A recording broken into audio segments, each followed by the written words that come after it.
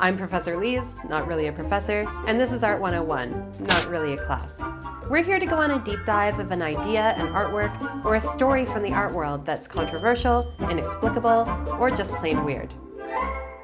You know those movies from the 1980s where the jock picks on the skinny kid with glasses, or the other way around, where the cool art kids treat the guy on the hockey team like a goon? The divide between art and sports has been vast. So today let's talk about a few examples where art and sports have been friends. Matthew Barney is an American artist who's made epic feature-length films with massive props. A lot of people might call his work dense, but here's a good way of breaking it down. Barney used to be a jock, a football player to be exact.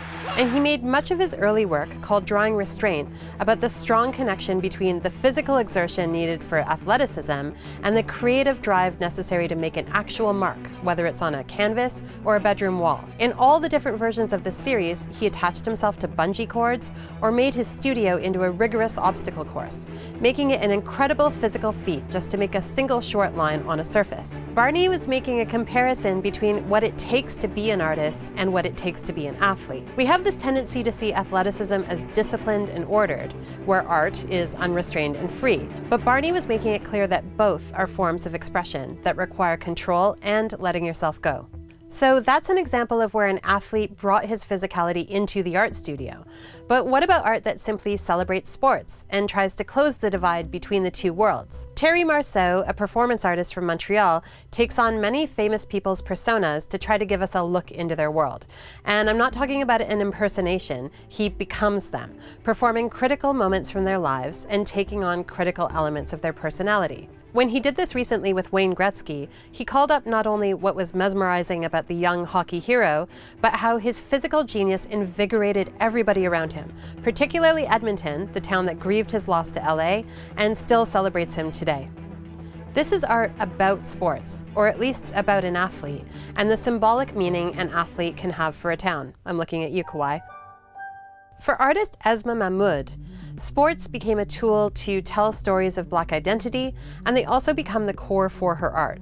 Like in Glorious Bones, where she uses 46 repurposed football helmets covered in an African wax batik print, calling up both the history and sacrifice of Black athletes over generations of football, and the beauty of the sport itself. In Blood and Tears instead of Milk and Honey, the footballs themselves are stained black and lie still on black astroturf, like a memorial or a tribute to the sport that's meant so much to North Americans.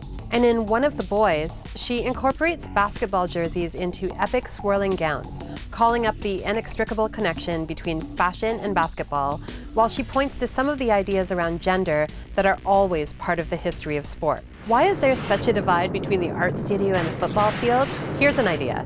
Traditionally, and I'm talking ancient Greece here, sports were an arena to perform gender, to build notions of virility and strength. And maybe art's been more receptive to those whose ideas of both gender and physicality were a little more fluid. Maybe sports, which often requires team thinking, has been seen as a bit at odds with individual thinking. Each of these disparate practices informs the other. Athleticism is creative. It requires intellect, lateral thinking, and incredible mental patience. Just watch tennis finals, and you'll see that everything from Serena Williams' outfits to her serve involve a high level of intellect and creativity, not to mention an incredible performance.